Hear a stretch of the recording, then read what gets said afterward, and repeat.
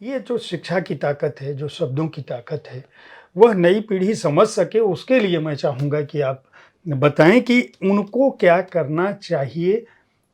जीवन में जब संघर्ष आए, तो आपको नहीं पता था कि ये मुझे यहाँ तक पहुँचाएगा, लेकिन माध्यम तो वही बना। देखिए, ये बिल्कुल सही बात है। बचपन में हमारे यहाँ एक अनिल बाबू थे, पढ़े लिखे थे और वो गुजराती थे। वो आते थे, तो वो हमेशा एक चीज़ कहते थे। हमारे पिता को लक्ष्मण कहते थे, देखो भाई लक्ष्मण, बच्चों को पढ़ाना ज़रूर। अगर बच्चों को पढ़ाओगे, तो आपका घर परिवार भी बदल जाएगा और बहुत कुछ बदल जाएगा। वो ये कहा करते थे। हमारे माता-पिता को इसका भान इस बात से था, जिसका ज़िक्र भी इसमें आया है, कि जब रोज़ंदारी की नौकरी के लिए अंडरग्राउंड खदान में जाते थे, तो जो एक मुंशी बैठा करता था, वो मुंशी जिसका नाम लिख देता था, उस दिन उसको नौकरी मिल जाती थी। तो मेरी माँ और मेरे पिता सोचा करते थे कि इस लिखने में कुछ है।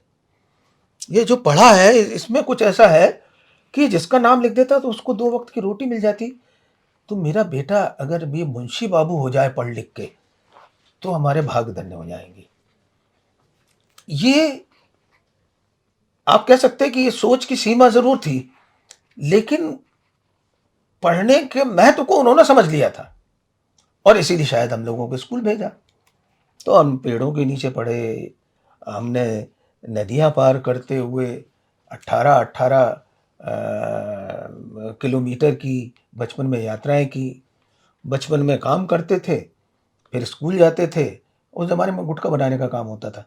खदान में जो ब्लास्टिंग होती है, तो कोयले की दीवार पर होल बनाया जाता है और उसके बाद उसमें डिटोनेटर रखते हैं और उसके आसपास मिट्टी के गुटके भरते हैं। तो वो मिट्टी के गुटके बनाने का काम हम बचपन में किया करते थे।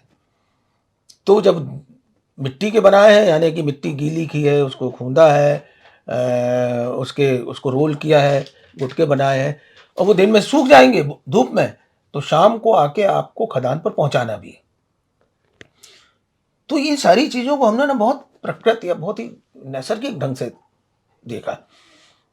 वो इसलिए कि बाकी लोग भी काम कर रहे थे। हमको ये लगता था कि हमारे घर में परिवार थोड़ा-सा बड़ा है, तो हमको थोड़ा ज़्यादा काम करना चाहिए। तो जितनी मदद हो सकती थी, तो मैं अकेले की बात नहीं करता, हम तीनों भाइयों ने,